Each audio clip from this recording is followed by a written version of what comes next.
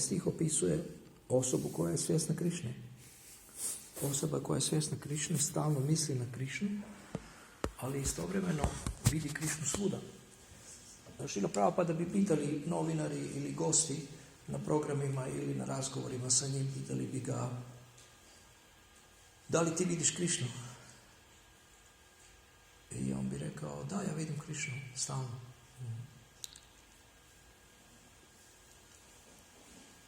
Onda čuli smo puno puta za izazov: pokažite mi Boga, pa ću onda vjerovati u njega.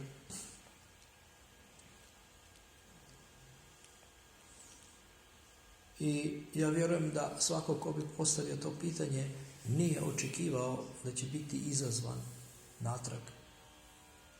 Šrila Prabhupada bi rekao: da li si kvalificiran da vidiš Boga? Da li imaš oči kojima možeš vidjeti Boga? I kvalifikacija za viđenje Boga je opisana u stihu iz Brahma Samhite koji smo citirali, Premanjana Čurita Bhakti Viločanena, da kada su oči premazane pomoću ljubavi, onda osoba može vidjeti Boga. I Šrila Prabhupada kaže da čak ni predsjednika države ili kralja ne možemo tako lako vidjeti, moramo ići preko njegovih predstavnika, zakazati sastanak da ga možemo susresti, da čak ni takvu osobu, svjetovnu osobu ne možemo tako lako vidjeti, ali znamo da postoji, jer smo čuli da postoji.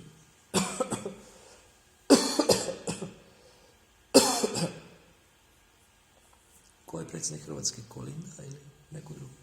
Još? Kolinda? Je? Ne znam.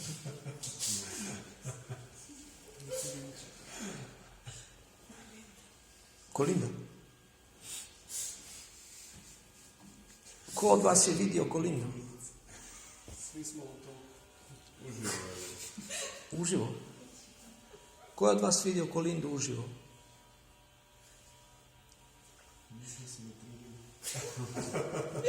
Da, ali vjerujete da ona tu, vidjeli ste na TV-u, može sve da bude montaža, sve može kompjuterski da se napravi. Znači, čak ni Kolindu nismo vidjeli, a vjerujemo da ona postoji. I ako vi kažete, ne znam, nekome, pokažite mi prvo Kolindu, pa ću onda vjerovati da ona postoji, onda ljudi bi vam se smijali. Jer oni znaju da Kolinda postoji i oni koji su je vidjeli, oni su 100% uvjereni da ona postoji. Tako isto, oni koji su vidjeli Boga su 100% uvjereni da postoji Bog. A Šrila Prabhupada je isto rekao: zašto insistirate na viđenju? Zašto ne insistirate na slušanju? Zašto ne pokušate vidjeti Boga kroz zvuk, kroz slušanje?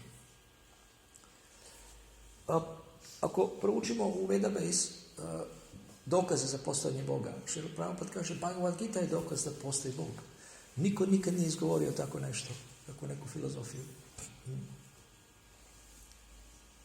I čak i najveći demoni koji su tvrdili da su Bog, kao Kaligula ili ne znam,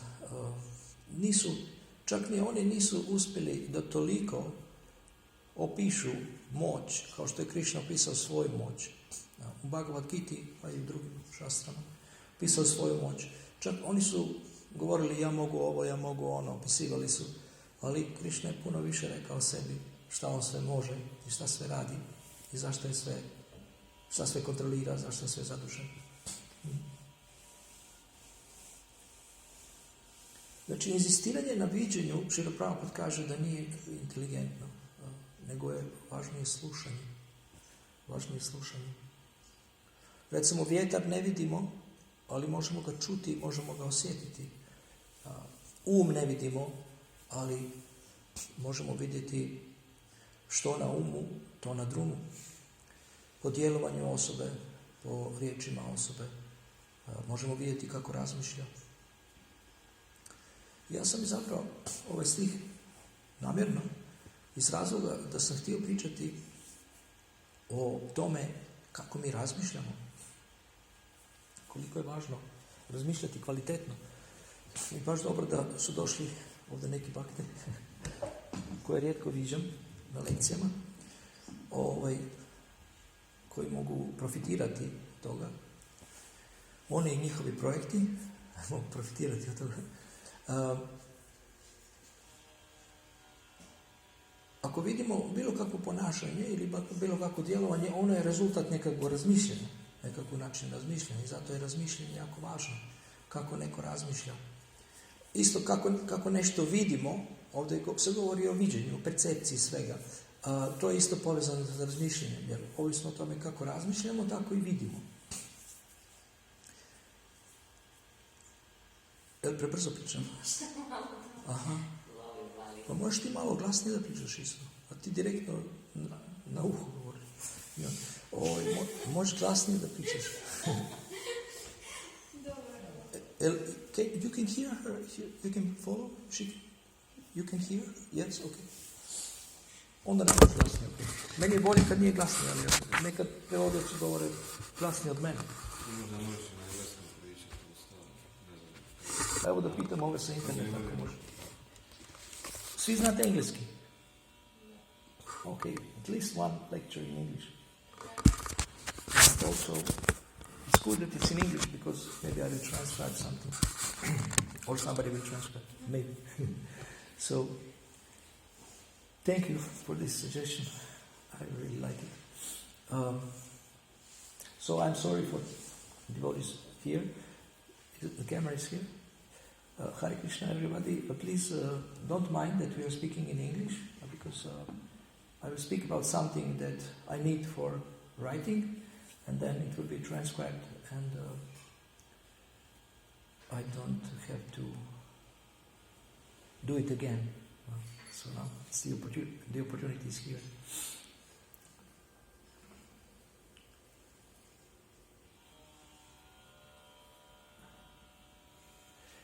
One thing that scriptures are teaching us is how to think, and what is scripture? Scriptures are teaching us how we should think according to scriptures. Taruni Radha.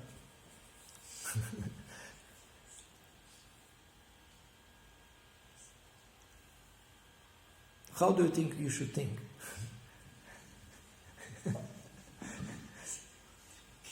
Huh? Okay, your husband? You can help her? How to think? To think what could please Krishna. And not what to think. What to think we will discuss later, but how to think.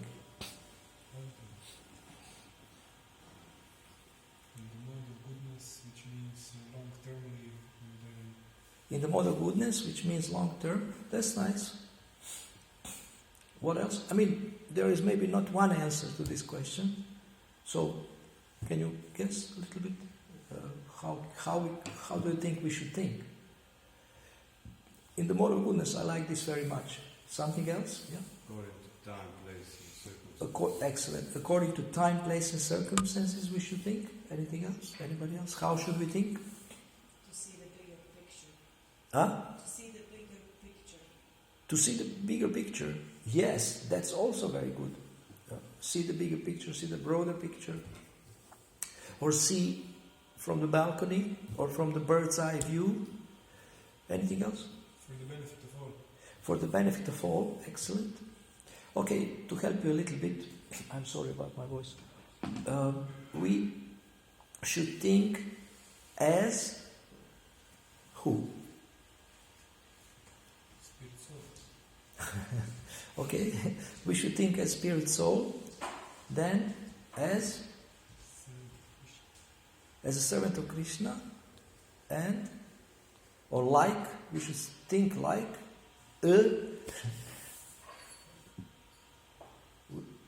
we should think like or as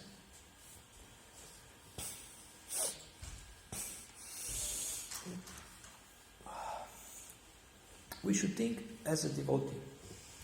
So we are learning from the Shastra how devotee thinks. I mean, servant of Krishna is also synonymous with the devotee.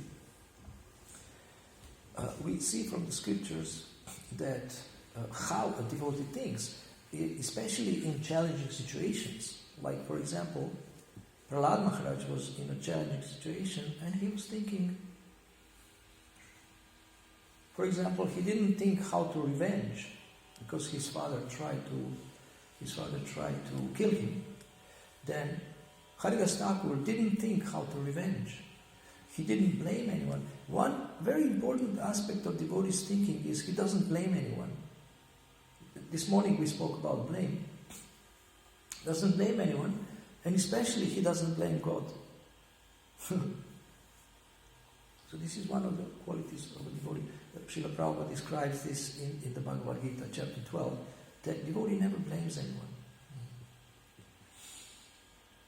There was, I think I mentioned this, there was a priest in America who organized a whole campaign of giving a vow not to blame, not to complain for 1 month.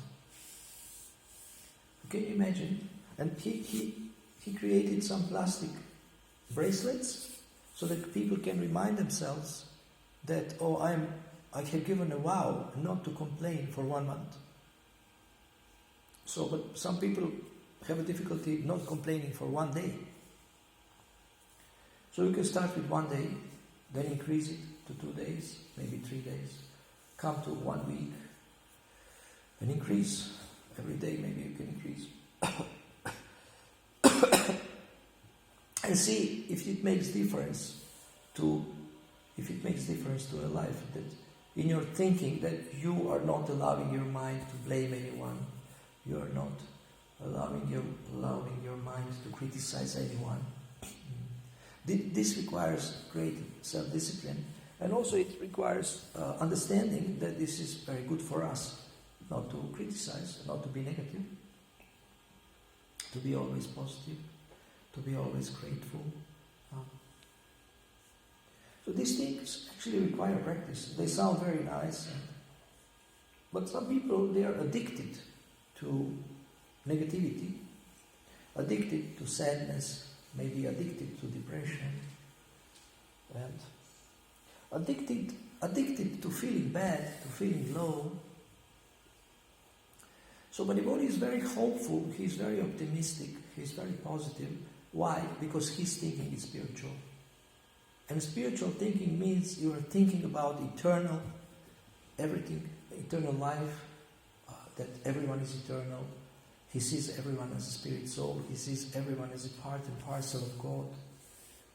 So the devotee has so many reasons to be positive.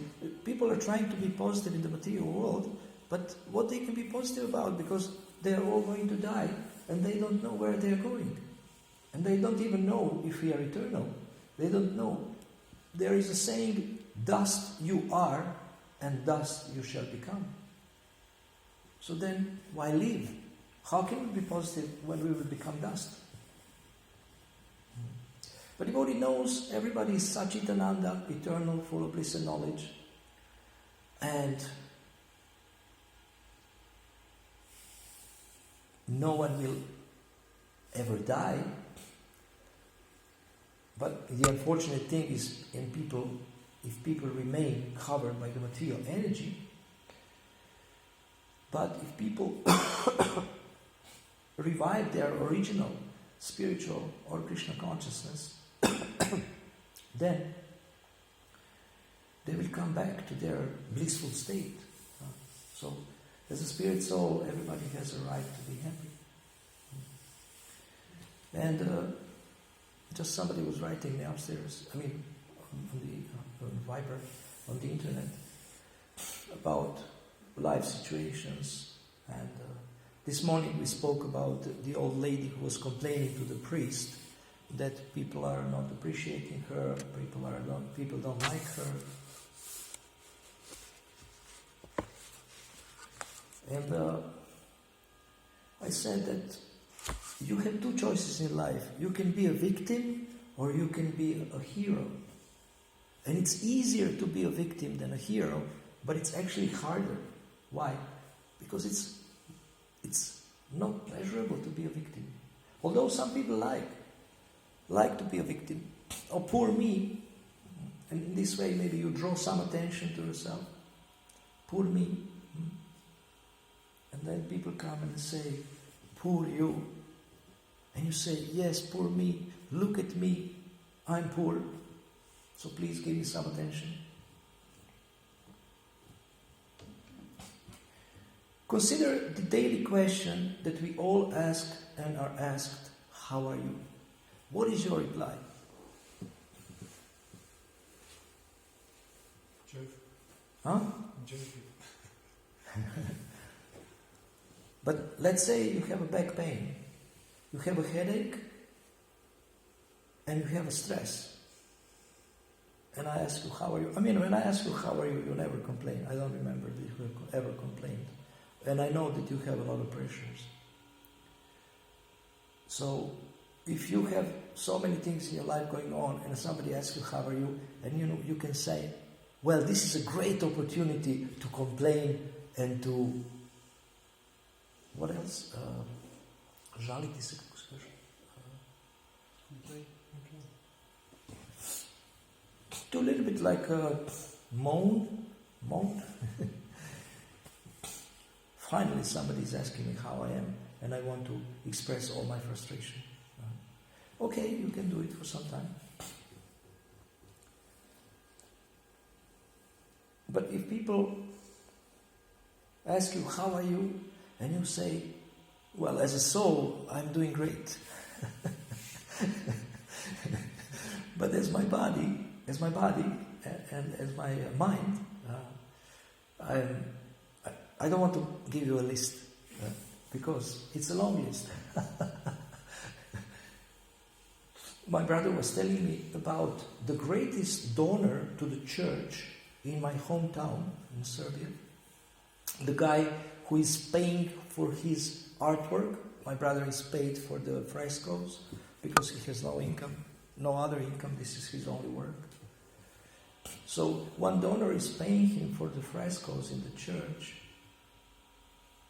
And he told me, this man has gone through so many difficulties. He has like a disabled wife at home, and he had to work and take care of her, and whole day he's working, then whole day he's taking care of her, or half day, and he told me he never complained. He has such a difficult life and never complained. So why he doesn't complain? Because the way he thinks is amazing. He doesn't see difficulty. He sees difficulties as opportunities to serve. So I always say that every problem is an opportunity, but every problem is an opportunity for what? You tell me. Every problem is an opportunity for what? Take shelter of Krishna. Take shelter of Krishna. This is too high. More? For learning, for growing. For learning and growing? How? How is this opportunity for learning? But if you don't see it as a problem, if you see it as an opportunity For what? to improve yourself, Okay, let's say you have a headache. How this is an opportunity to improve yourself? well, I often have them, and then I was reading a lot of quotes of Srila Prabhupada when he was saying that this is just a bodily platform. So if you are like trying to ignore it and not pay attention, it will pass. It's temporary. Everything is temporary. So does it work? Yes. You ignore headache and it goes away. Well, That's like sometimes. That's amazing. I will try it. What else is a problem opportunity for? Something very obvious.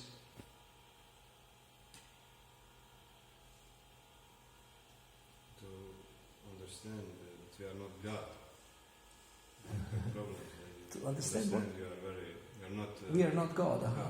So we have problems. God Not doesn't perfect. have problems. Not perfect. We are not perfect. Those are. That's nice. That's very philosophical. Very nice. Very high understanding. What else is an opportunity? Problem is an opportunity for.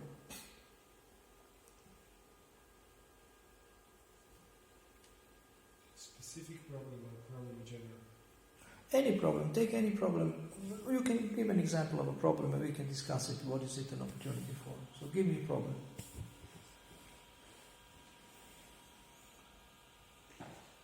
Usually those problems that come during some hardships or this or that, I usually look at it, I could take more shelter of Krishna because this is actually the only way how you can solve them. So, like if there is some physical pain or something like that, this is also nice because finally you can rest a little bit. Finally you can rest if you have a physical pain. Okay, use your intelligence, think a little bit. What every problem is an opportunity for? It's very obvious. Just surrender. To what? Everybody is giving very high. My proposal will be very, very simple, very down to earth. The most obvious, even atheistic person can actually say that every problem is an opportunity for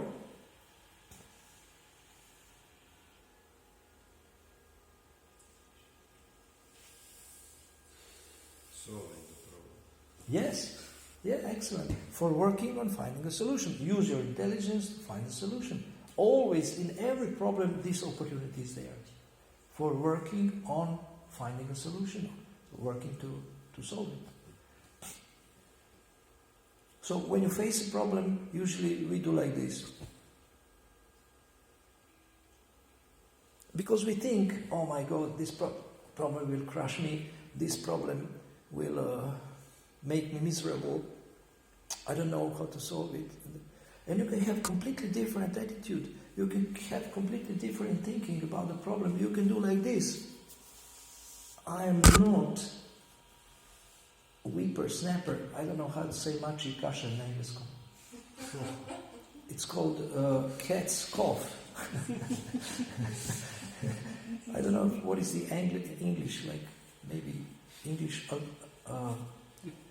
alternative for machi kasha.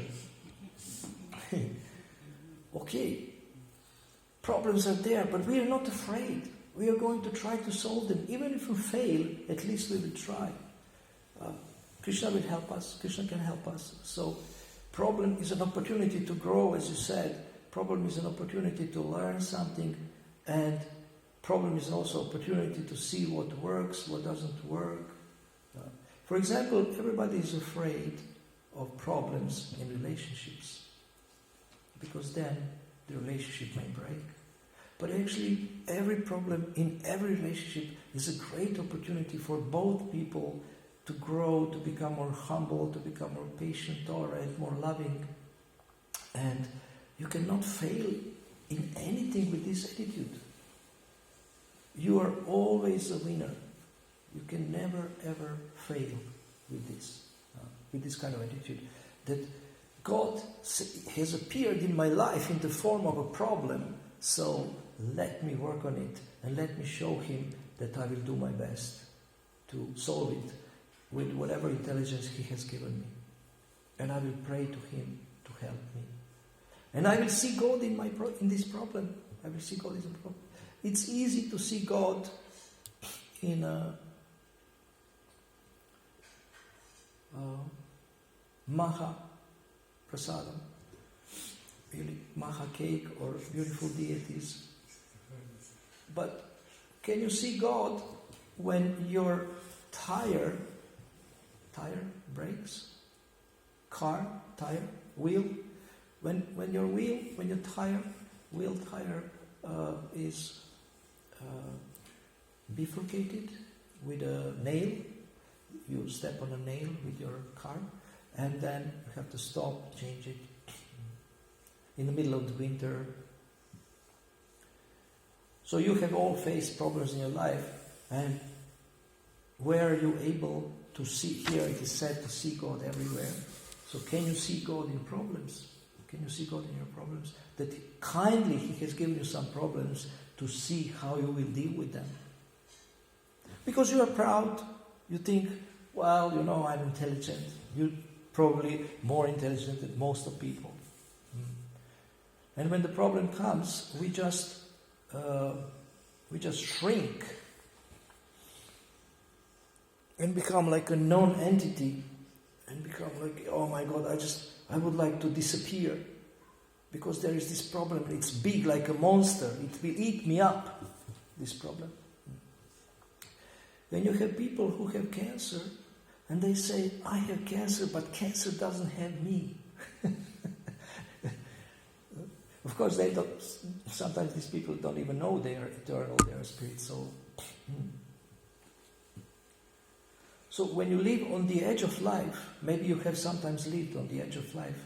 Ask devotees who were on the edge of life. They had cancer, they had heart problem, and things like this. Ask them, when you don't know if you will survive the next day, how your thinking changes. How your thinking changes. So one way to think differently than ordinary people is to see every problem as an opportunity to serve God. Or to serve people in such a way that they can reconnect with God.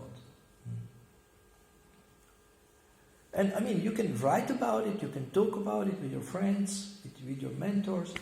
How do I want to think all day long? What would you like to think about all day long? Have you ever thought about what would you like to think about all day long? You are thinking about what I need to do, and you know, and people have expectations of me, but you can choose how you think, and you can think in such a way to be inspired all the time.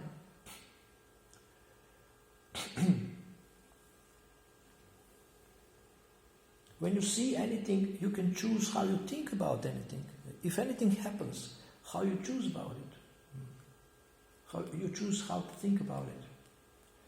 For example, you experience something that is disturbing you, or you see something disturbing you, and you can choose to think in a way that is not disturbing you. If you have maybe a spiritual perspective or a different kind of perspective, so you have this power to choose how you think about anything. How you think about your future. I want to give you a little tool that I found by accident in one book summary. The title attracted me very much. The book is called Stay Calm. And I want to see who dares to write such a book in Kali Yuga. Stay Calm.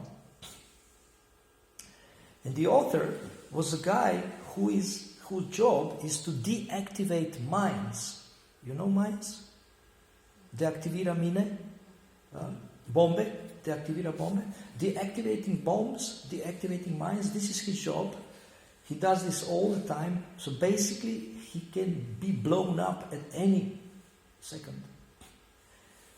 And he is explaining how to deal with stress. He is giving a tip to all of us who are not doing such a dangerous job, how to deal with stress.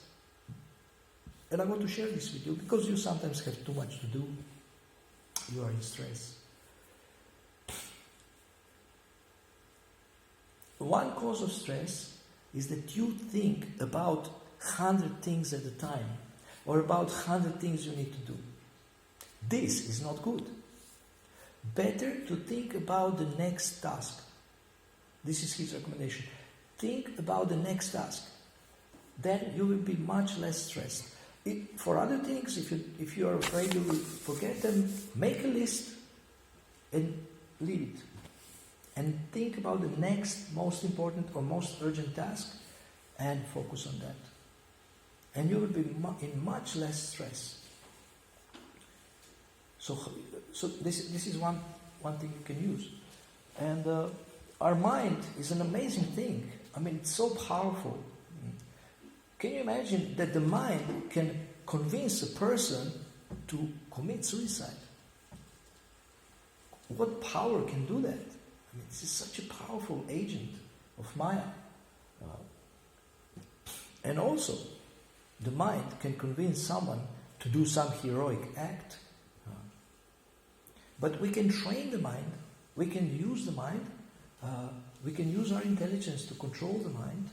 The soul is more powerful than the mind, and we can use the mind in Krishna service, we can use the mind to elevate our consciousness. We can use the mind to see these things differently, to think about everything differently. And Shastra is teaching us how to think. Shastra is teaching us how to think. And therefore, when we read, it's not just, I have to read, they told me to read, and I fall asleep. But actually we are always looking for something practical. Like here, we have this practical seeing Krishna everywhere. Where is Krishna? He's everywhere. He's in this plant, he's in this devotee, he's in this chair, he's everywhere. And it's all his energy. And I feel so fortunate and so grateful. One powerful thinking enhancer or enhancement tool is gratitude. To think always, to be grateful. This is very powerful. So you can ask yourself, how do I want to think all day long? How do I want to choose to think all day long about anything, about life, about devotional service, about people, about devotees, about God? And how do we want to think? We want to think, I'm a servant. If you think I'm a servant, then almost never you will be disturbed.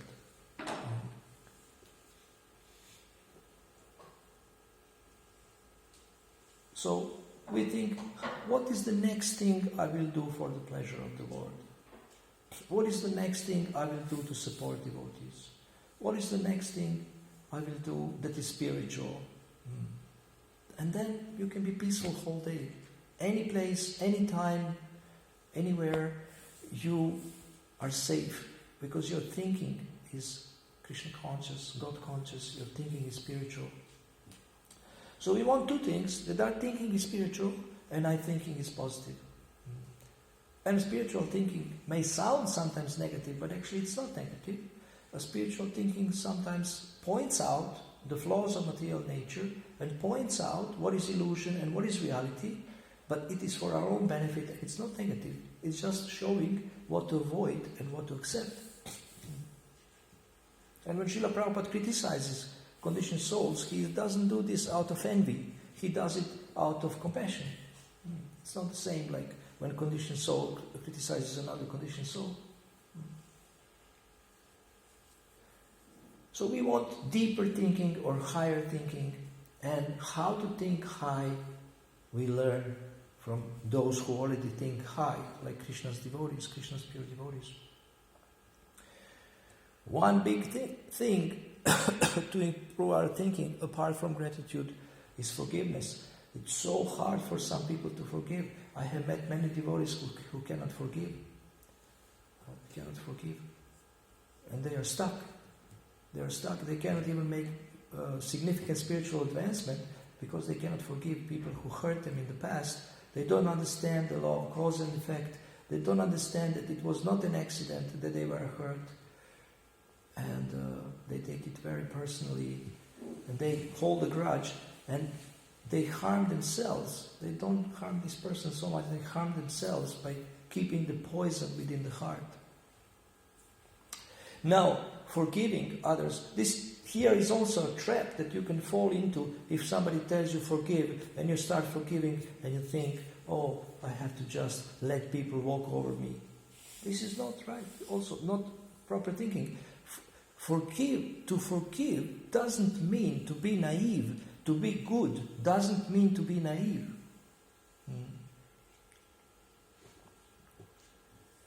Internally, we understand what is happening. It's not an accident that you hurt me. But externally, I have to take steps to protect myself and not allow abuse to continue or find someone to protect me. So this is also a misconception. What does it mean to forgive and what does it mean to be good? It's also a misconception. There is one woman who's... I give you two examples in relation to forgiveness. There is one woman whose daughter was killed by her boyfriend. And she forgave him. She was a Christian. She forgave him. But she made sure he's in prison. And it's not revenge. She just understands that it's good for him to go through this also. So internally she forgave him, but externally she made sure he is in prison. And then another woman was cheated by her husband, and he took away, by cheating, by bribing the lawyers, took away her property and put her in prison for 7 years. And while she was in prison, she was healthy physically. She was healthy. When she came out, she got cancer. And she went to so many doctors, alternative doctors, normal doctors, regular doctors, and nobody was able to help her. And she found one friend, and she said, go to this guy, he does karmic diagnostics. He's from Russia. And maybe he's your last chance. And this guy can see so many things.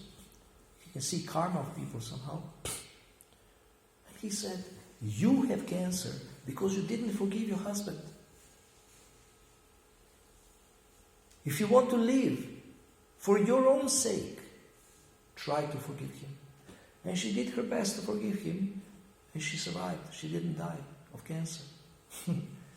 So forgiveness has to do with our own welfare, our own benefit. It's not for the other person.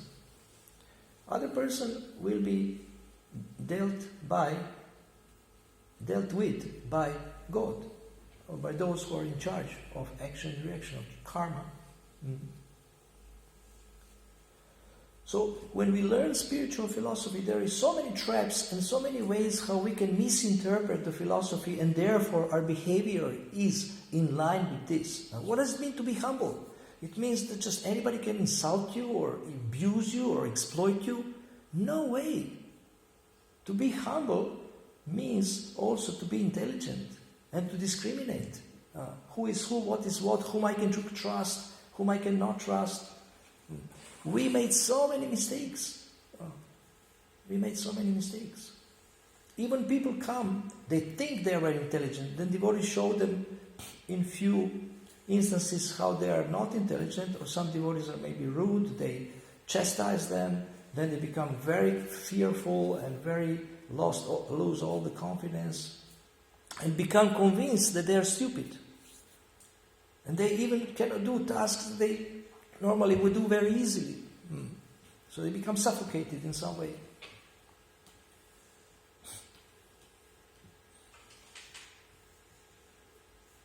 And they become brainwashed. You don't think anymore. You cannot think anymore. Sometimes I remember I wanted to be explained.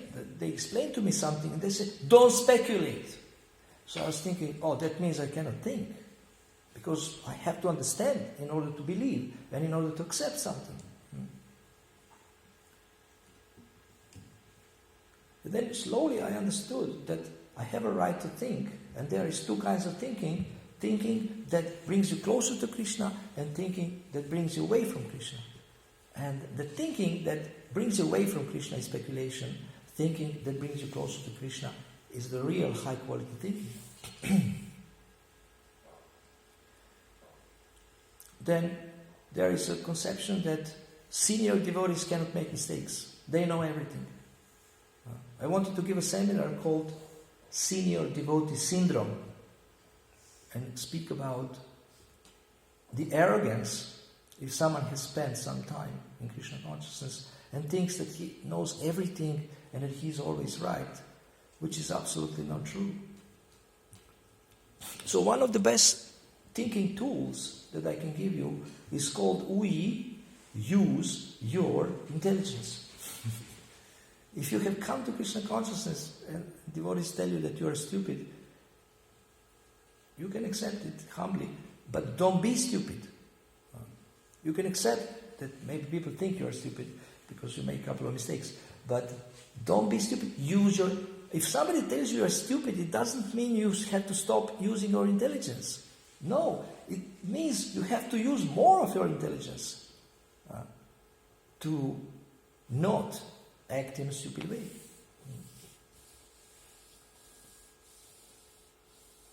then you may ask me, how can I think about people who teach something and don't do it themselves? This is also an important question. And you will face this in your spiritual life. Everybody has seen this. Oh, he's preaching about this, but he's not doing it himself. So what can we learn from this example? I never want to do this. If I say something, I should follow. I want to follow it. Maybe we are not in a position to correct this person, but we will not trust this person. So there is many things that we need to understand how I should think about this and that. How can somebody be famous but has a lot of faults? Somehow God has allowed this. God has allowed this.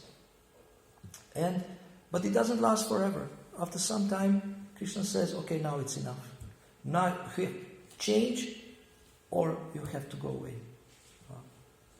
from the position, for example. Okay, so these are some points to think about. Thank you very much for listening. Do you have any questions or comments? Yeah.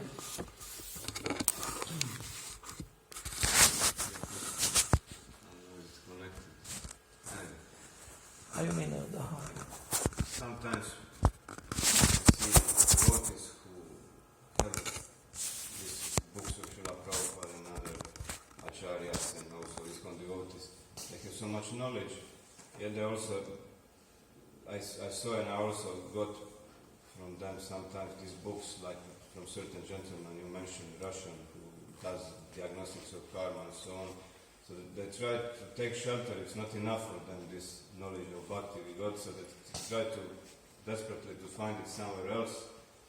So can it be dangerous, or who can look into those kinds of speculative things and who cannot?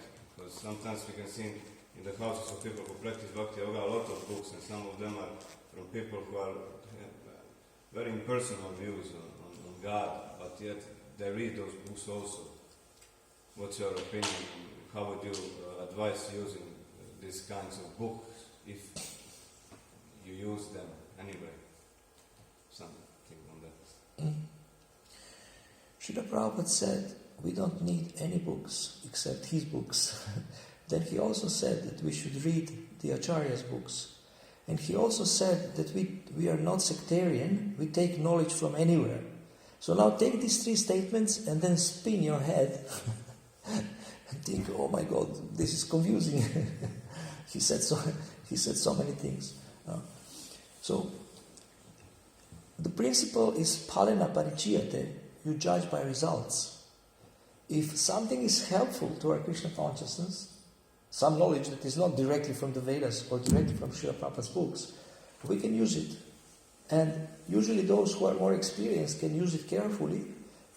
And Srila Prabhupada used to quote different persons which had nothing to do with the Vedic tradition, with the Vedic civilization, with the Vedas, with the Bhagavad Gita. He used to quote to show certain things that people can relate to, certain universal wisdom.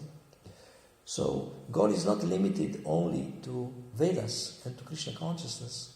God is everywhere and He has appeared in many places. But one who has a compass that we get through Srila Prabhupada's books, he can recognize what is favorable for Krishna consciousness and what is not.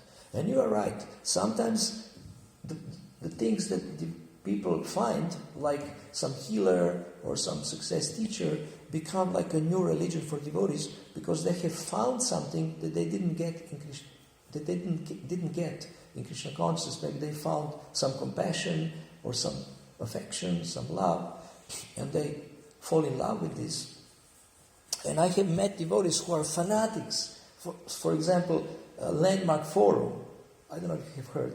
Landmark Forum is also like a training system, coaching. And they grab me by the neck and say, Akrura, you're a coach, you have to go to Landmark Forum, And I went to 2 introductory evenings. And as you say, they are impersonal, they don't mention God. They give some tools, some good tools, how to plan, how to make goals. But they fall in love so much with this that this becomes their 24 hours meditation. They only think about this, they only speak about this.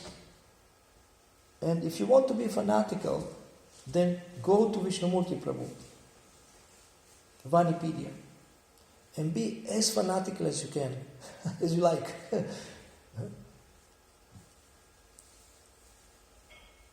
You know Vanipedia? Yes. Online encyclopedia of Srila Prabhupada's teaching. So he is my very good friend. He is convinced that this is the best, most important service, the only way, and he's spending 24 hours a day working on it. And he has done so much. I mean, there is so many.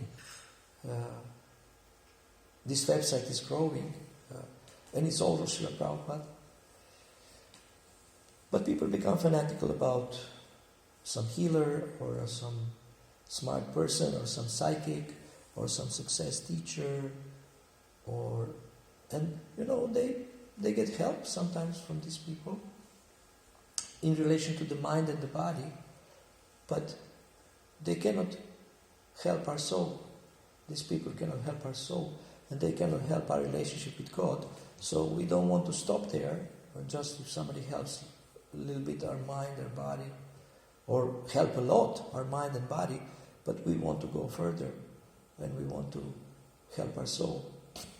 So one has to be cautious, but we cannot just dismiss everything and say that it has no value, because we can learn how to act in the mode of goodness in certain areas. For example, for me, I learned from some books how to build trust. How to build trust. They give you step by step how to build trust. For example, they say, if you make a promise and keep it, it increases trust. And I have never heard this anywhere, including here in Krishna consciousness. And I think it's so valuable. If you make a promise and keep it, it builds trust. If you're a good example, it builds trust. Of course, it's in our books about being a good example. So, there is some value there, but we don't stop there, and this doesn't become our new religion. We should, if it helps our spiritual practice and behavior, especially behavior, and also thinking, then we can use it, but we don't use it to make it a new religion for ourselves. Okay? Okay, any other question? Yes? When positive thinking was mentioned, I remembered 8 years ago I was working for one newspaper company, and they have published one edition and it was only happy news, and it was the lowest sale ever. So, because I remembered, I would like to just hear your opinion on it. On what? On that situation that have happened. It seems like people like bad news. People like bad news. Yeah. I would not say that, because there is many factors. Maybe bad marketing also, or something like that. There is so many factors that can be, because now also 24 hours these newspapers have started to post the beautiful news, and I just saw that, like the best news. So Where? Which newspaper? some yellow štamp, žuta štampa je počela štampati one neke pozitivne. Tabloid. Da, i naravno, ljudi se hvataju se za to, tako da. Oh, good. The thing is that people can more relate with negative because it starts the emotions, but I don't think that the book was just because of that not good. Maybe bad marketing or bad written or something like Yeah, maybe they need time to develop a taste for good news by giving them more good news. So they gave up too early, I think, publishing this positive newspaper. Gave up too early. No, it's regular newspapers, but they decided we will one day post only good news. Only one day. Yes, only for one day. Why not 1 month or 1 year? Because after that day, they realized Yeah, it was doesn't sell. not Well, they have to take a risk and train people.